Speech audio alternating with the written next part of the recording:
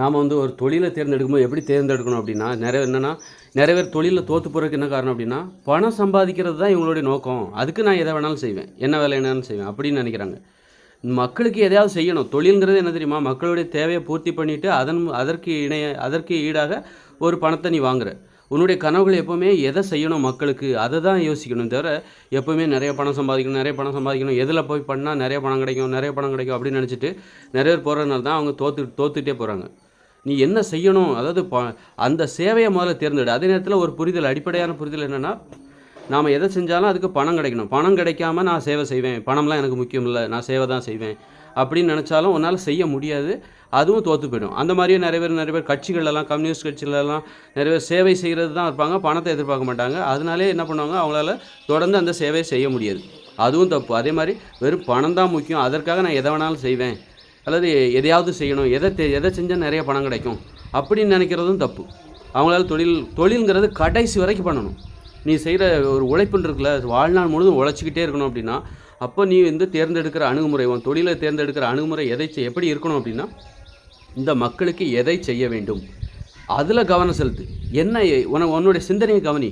உன் சிந்தனை மூலமாக இந்த மக்களுக்கு எது தேவை, எதை பற்றி, இந்த மக்களுடைய தேவைகளில் எதை பற்றி நீ கவலைப்படுற, அதிலிருந்து உன்னுடைய சேவையை தேர்ந்தெடு.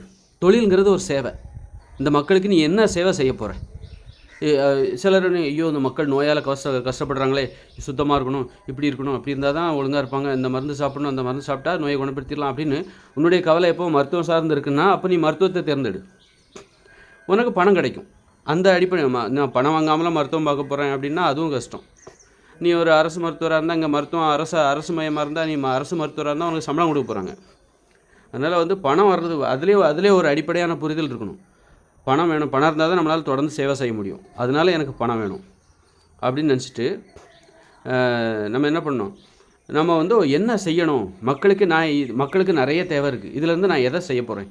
இல்லை நீங்கள் பிளாஸ்டிக்கை பற்றி ரொம்ப கவலைப்படுறீங்க அப்படின்னா, அப்போ அதை வந்து எப்படி பிளாஸ்டிக்கை மறுசுழற்சி பண்ணி அதுலேருந்து ஒரு சேவையை எடுத்துக்கோங்க. அந்த பிளாஸ்டிக் அபாயத்தை எப்படி குறைக்கிறது, அதுலேருந்து ஒரு சேவை, அதற்கு உங்களுக்கு பணம் வரும். அதுதான் உங்களுடைய தொழிலாக மாறும். அல்லது மக்களுக்கு எனக்கு உணவில் ஆர்வமாக இருக்குது, விதவிதமான உணவுகளை இந்த மாதிரி கொடுத்தா மக்கள் ஆர்வமாக சாப்பிடுவாங்க, அதுக்கு இங்கே நல்ல வியாபாரம் இருக்குது, இதை கொடுக்கணுன்னு எனக்கு ஆசை, இந்த டிஷ் வந்து இந்த ஊரில் கிடையாது, அது வந்து அந்த ஊரில் தான் இருக்குது, அந்த நாட்டில் தான் இருக்குது, அதை இங்கே கொண்டு வந்தோன்னு வச்சுக்கோங்களேன், மக்கள் ஆர்வமாக இருப்பாங்க அப்படின்னு மக்களுடைய சந்தோஷத்தை பற்றி நீங்கள் கவலைப்படணும். மக்கள் சந்தோஷப்படணும்னு நினைக்கணும். அதுதான் அந்த சேவைன்றது. சேவையில் கவனமாக இருங்க. அது உங்களுக்கு பணத்தை தரும்.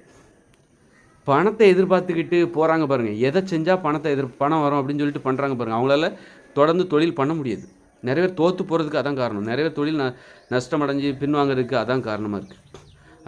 அதே நேரத்தில் இந்த பணத்தை தேடி போகிறீங்கன்னா, பணம்னு நீங்கள் ஒரு தொழிலை தேடுறது, அதுபோல் வந்து பணத்தை தேடி ஒரு உறவு, இவன் பணம் தருவான்னா இவங்ககிட்ட பழகிறது, பணம் இல்லைன்னா போய்டுறது, அந்த மாதிரி இருக்காங்களா. பணம் இல்லைனாலும் நான் அந்த மாதிரி ஒரு தொழிலை செய்கிறது, பணம் அதை வரலைனாலும் எனக்கு பிடிச்சிருக்கு, நான் செய்கிறேன், எனக்கு பிடிச்சது இது, பரவாயில்ல, வருமானம் வரலன்னா கூட பரவாயில்ல, வருமானத்துக்காக வேணால் நான் இன்னொன்று செய்கிறேனே தவிர இல்லை வருமானம் வராதுப்பா, அது தெரிஞ்சு போச்சு எனக்கு, என்னால் இவ்வளோ தான் பண்ண முடியும், அப்போ வருமானத்துக்காக இன்னொன்று செய்வேனே தவிர இதை செய்யாமல் விட மாட்டேன், இந்த சேவையை நான் செய்யாமல் விட மாட்டேன் அப்படிங்கிற அந்த ஒரு புரிதல் வந்துருச்சுன்னு வச்சுக்கோங்க, வாழ்நாள் முழுதும் உங்களால் உழைக்காமல் இருக்கவே முடியாது.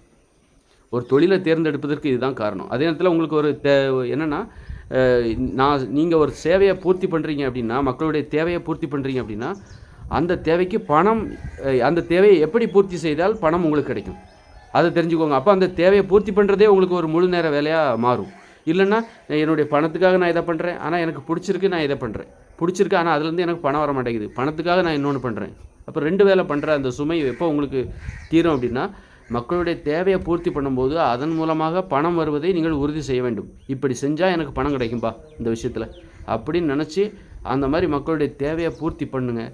தேவைகளில் கவனமாக இருங்க. எப்போவுமே வந்து என்ன செய்யணும் அப்படிங்கிறதுல சிந்தனையாக இருங்க. பணம்னு பணத்தை முன்னிலைப்படுத்தாதீங்க, தோற்று போயிடுவீங்க. பணத்தை முன்னிலைப்படுத்துகிற உறவுகள், உங்களோட நண்பர் வந்து பணத்துக்காக உங்கள்கிட்ட வந்தான்னா நீங்கள் உங்கள்கிட்ட பழகுவீங்களா? பணத்துக்காக உங்ககிட்ட வருகிற ஒரு மனைவி, பணத்துக்காக வருகிற ஒரு கணவன், அது அவங்களுக்கு பிடிக்காது. பணத்துக்காக ஒரு வேலையை ஒருத்தர்கிட்ட பழகினாலோ, ஒரு தொழிலை பழகினாலோ, ஒரு தொழிலை பழகும்போது கூட பணத்துக்காக பழகக்கூடாது.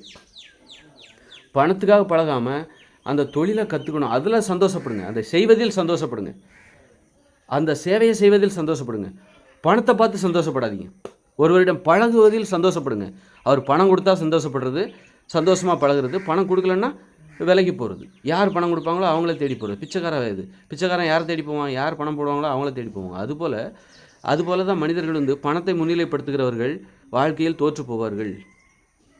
அதனால் ஒரு தொழிலை பழகுவதில் சந்தோஷம், அதில் கிடைக்கிற வெற்றி தோல்வி, அதை சேவை மற்றவங்கள்ட்ட போய் சேரும்போது அவங்க படுற சந்தோஷம், அதில் நீ சந்தோஷப்படு. அப்போ தான் நீ ஜெயிப்ப. அதில் கவனம் செலுத்து. என்றைக்குமே நேர்மையாயிரு. பண விஷயத்தில் நேர்மையாயிரு. பண விஷயத்தில் நேர்மையாக இல்லாதவங்க என்ன பண்ணுவாங்கனாக்கா, அந்த பணத்துக்கிட்ட மாட்டிட்டு முழிப்பாங்க. பணம் ஆனால் நிறைய கிடைக்கும். இப்போ வந்து ஒரு ஒரு எம்எல்ஏ மந்திரி இருக்கார். அவர் என்ன பண்ணணும் அப்படின்னா, மக்களுக்கு சேவை செய்கிறதில் சந்தோஷப்படு. அவன் பண விஷயத்தில் நேர்மையாக இல்லாதனால செய்கிற வேலை லஞ்சம் ஊழல்னு சொல்லி அந்த இதில் சந்தோஷப்பட ஆரம்பிச்சிட்டான். அவனுக்கு பணத்தை பார்த்து எந்த கான்ட்ராக்ட் எடுத்தால் பணம் வரும் அப்படின்னு சொல்லி அந்த துறையை எடுக்கிறான். அந்த வேலையை எடுத்து அதில் நமக்கு என்ன லாபம்னு யோசிக்கிறான். மக்களுக்கு என்ன லாபங்கிறத பற்றி அவனுக்கு கவலை கிடையாது. மக்களை ஏமாத்துறான். மக்களை ஏமாற்றிட்டு தான் சந்தோஷப்படணும்னு நினைக்கிறான் பாருங்கள், அந்த சுயநலவாதி, அந்த அரசியல்வாதி. நாடும் குட்டிச்சவராக போயிடும். அதனால் அவனுக்கெல்லாம் இன்பமே கிடையாது. அவன் இன்பமாக இருக்கிற மாதிரி காட்டிக்கிறான். அதெல்லாம் உண்மையான இன்பமே கிடையாது.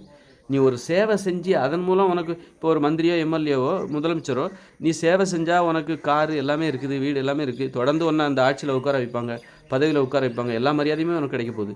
அதனால் நீ சேவை செய்யாமல் பணம் தான் முக்கியம்னு சொல்லி மக்களை ஏமாற்றி பணத்தை சம்பாதிக்கிற 5 வருஷம் தான் உன்னை உட்கார வைக்கிறாங்க. மக்கள் நம்பிக்கை இழந்து உன்னை விரட்டிடுறாங்க. அதனால் வந்து நீ வந்து சேவை செஞ்சால் நிலச்சி நிற்பப்பா. ஒரு அரசியல்வாதி சேவை செஞ்சான்னா அவன் ஆட்சியில் நிலச்சி நிற்பான். அதுபோல் ஒரு தொழிலை சேவையாக நினைத்து செய்தால் மக்கள் அதன் மூலம் படுகிற சந்தோஷத்தை பார்த்து நீ சந்தோஷப்பட்டனா அந்த தொழிலை நீ வாழ்நாள் முழுவதும் செய்வதற்கான ஊக்கம் உன்னை தேடி வரும். என்னைக்கு பண விஷயத்தில் நேர்மையாக இல்லாமல் பணத்தை தேடி பணத்தை முன்னிலைப்படுத்தி நீ சிந்திக்கிறியோ அன்னைக்கே நீ காலி. அது வந்து உனக்கு வந்து ஒன்றால் உனக்கே துன்பம் தான். நீ முன்னேறிடவே மாட்டேன். ஆமாம், முன்னேற்றங்கிறது வெளியே பார்வைக்கு தான் இருக்குமே தவிர உண்மையான சந்தோஷம் அதெல்லாம் உனக்கு சுத்தமாகவே இருக்காது. ஒரு தொழிலை செய்கிற சந்தோஷம் அதெல்லாம் உனக்கு கிடைக்கவே கிடைக்காது.